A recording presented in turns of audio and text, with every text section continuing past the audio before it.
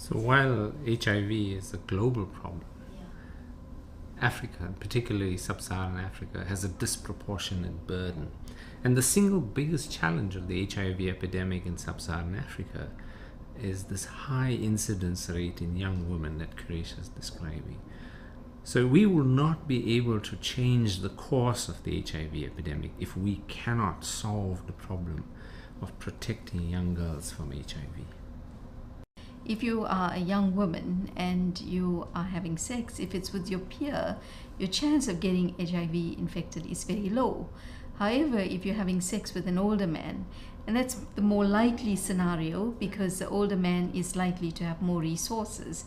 So if you're having sex for survival or for gifts or for school fees or for transport, these are all likely to be men in their 20s.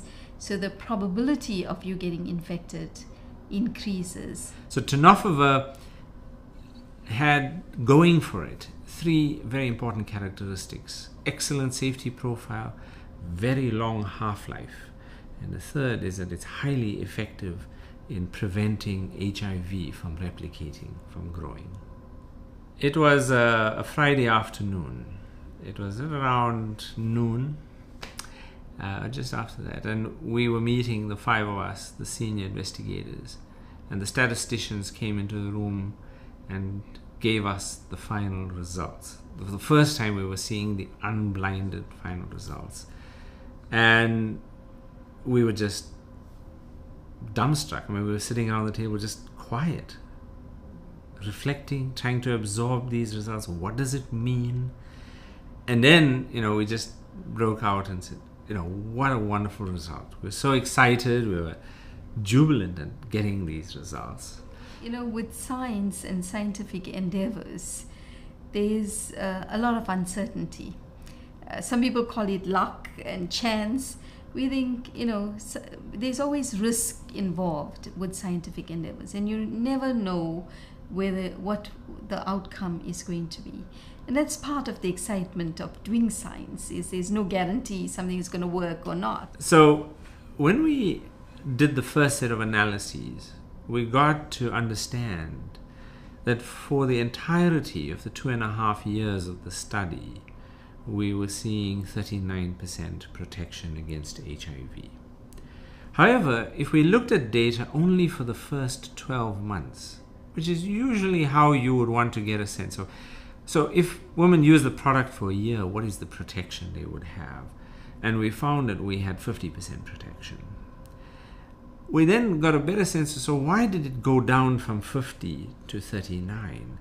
And so we began doing a series of analyses, and one of the things that became clear is that adherence is not a static phenomenon. And as you go longer during the study, there is a problem that women are not always able to use the product in the way in which you have prescribed it.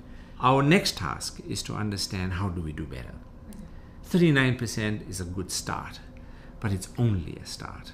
We have to get to a point where we would have a much more efficacious product. And so we've then gone into the laboratory, and we've taken the specimens that we collected from the women who became infected while using tenofovir, and we're trying to understand, why did they get HIV? They had tenofovir. Why did they get HIV? And we've now begun to unravel one of the key factors that we think influences whether tenofovir is able to protect or not. And that relates to the amount of genital inflammation.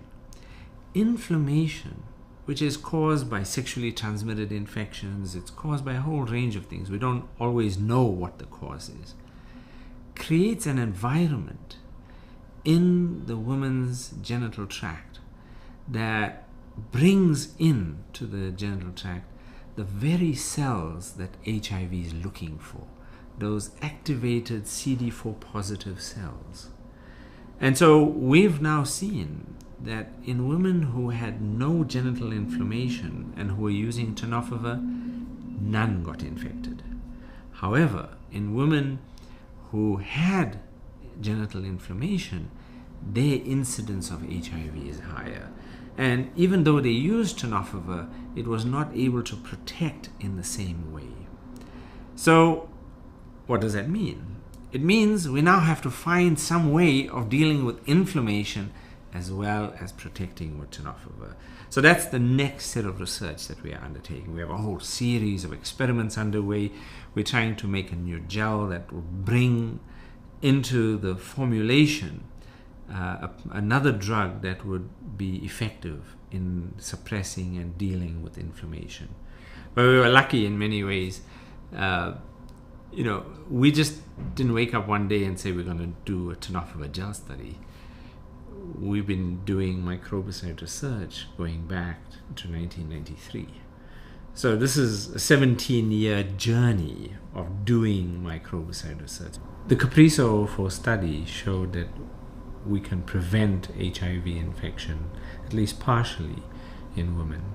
So the challenge now is to get from a clinical trial result into real-world effectiveness.